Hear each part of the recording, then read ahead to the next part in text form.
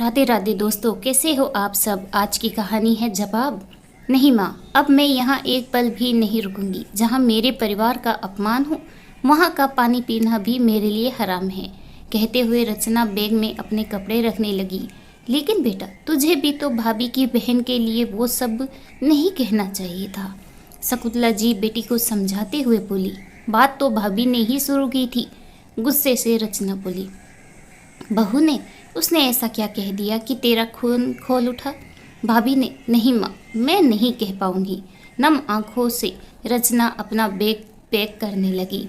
शकुंतला जी एक संपन्न घराने से ताल्लुक रखती थी। उनके पति मनोहर जी की गिनती शहर के जाने माने व्यवसायियों में होती थी। शहर के पोस्ट एरिया में उनकी बड़ी कोठी थी। उन्होंने अपने बेटा राघव और बेटी रचना को बड़े लाड से पाला था। ग्रेजुएशन के बाद राघव कनाडा चला गया। वहां से वह बिजनेस मैनेजमेंट की डिग्री लेकर पिता के व्यवसाय को संभालने लगा। कुछ महीनों बाद शकुंतला जी ने अपने जैसे ही ऊंचे खानदान की लड़की प्रिया के साथ उसका विवाह करा दिया।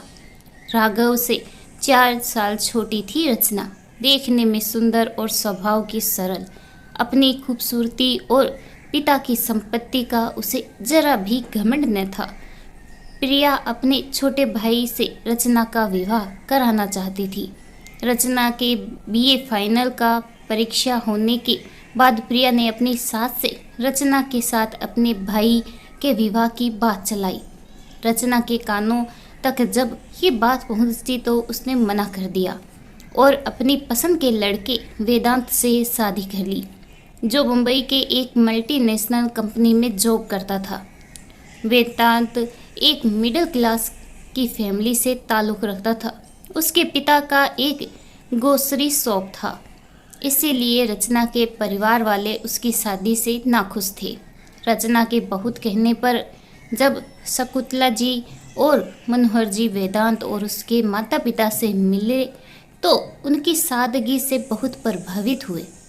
तब उन्हें महसूस हुआ कि व्यवहार ही सबसे बड़ी दौलत है जो वेदांत के पास थी। लेकिन ये बात प्रिया को पसंद नहीं आई। उसे लगा कि रचना ने उसके भाई से विवाह ना करके उसका अपमान किया है।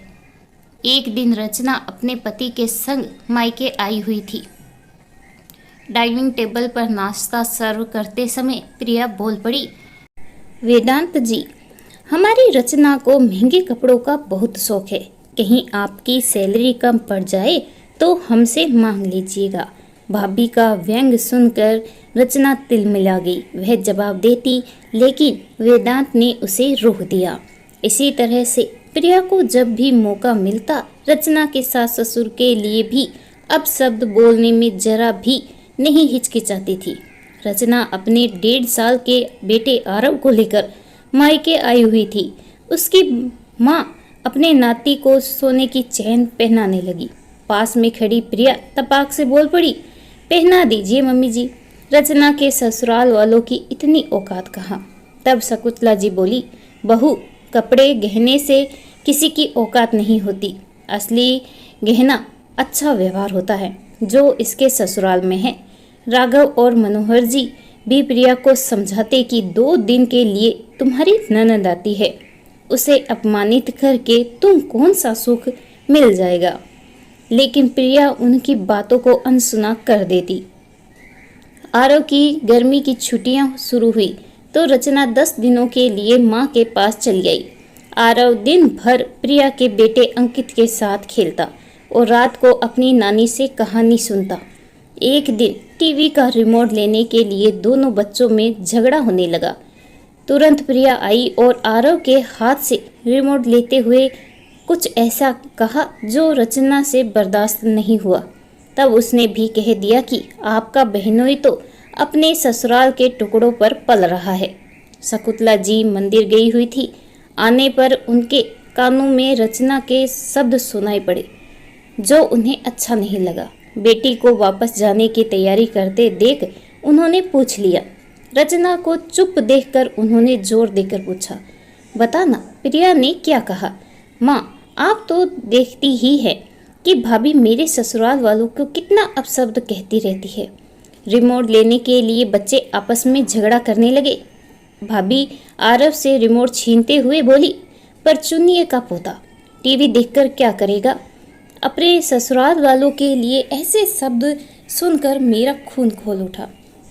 मैंने भी कह दिया कि वो जैसे भी हैं अपनी मेहनत का खाते हैं। आपके बहनोई की तरह ससुराल के टुकड़े पर तो नहीं पलते।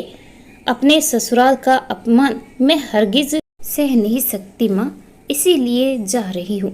मैं मानती हूँ कि प्रिया की गलती है, लेकिन बेटा तुझे भी बड़ों का सम्मान करना चाहिए। अपने संस्कार तो नहीं भूलने चाहिए। शकुंतला जी ने बेटी को समझाया। ठीक है, आप कहती हैं तो भाभी को सॉरी कह आती हूँ, लेकिन अब यहाँ कभी नहीं आऊँगी। कहते हुए रचना कमरे से बाहर जाने लगी। तभी प्रिया आ गई। रचना का हाथ पकड़कर बोली, अपनी भाभी को माफ़ नहीं करेगी? अपने अहंकार में मैं रिश्तों के महत्व को भूल गई थी। तुम्हारे इनकार को मैंने अपनी दिल पर ले लिया और अनाप शनाप बकती चली गई। मैं भूल गई थी कि मायका या ससुराल वालों के लिए अपशब्द सुनकर किसी का भी खून खोल उठता है। फिर मेरी भाभी ने मुझे समझाया और तुम्हारे भैया ने भी। तो मेरी ननंद रानी, अब तुम कहीं नहीं जाओगी। मैंने वेदांत जी से भी माफ़ी मांग ली है और कह दिया है कि जब तक आरव की छुट्टियां हैं दोनों हमारे पास ही रहेंगे। कहते हुए उसने अपने हाथ जोड़ लिए। रचना का गुस्सा छूमंतर हो गया। भाभी का हाथ पकड़ बोली, ऐसा मत कीजिए भाभी, सॉरी तो मुझे कहना चाहिए। रचना भावुक हो गई और फिर ननंद भाभी ने एक दूसरे को गले लगा लिया। तभी दौड़ता हुआ आरव आया। मामी भूख लगी है। अंकित भी बोला, मुझे भी। प्रिया ने दोनों बच्चों को अपने अंग में समेट लिया और उन्हें लेकर किचन में चली गई। शकुंतला जी ने रचना के माथे पर प्यार से हाथ फेरते हुए अपने पति से बोली, देखिए तो मेरी बेटी और बहू कितनी समझदार है। मनोहर जी दोनों को देखकर मुस्कुरा दिए। इस कहानी के बारे में आपकी क्या राय है कमेंट करके ज़रूर बताइएगा। कहानी अच्छी लगे तो please like share and subscribe करना बिल्कुल ना भूलें। कहानी सुनने के लिए आपका बहुत बहुत धन्यवाद।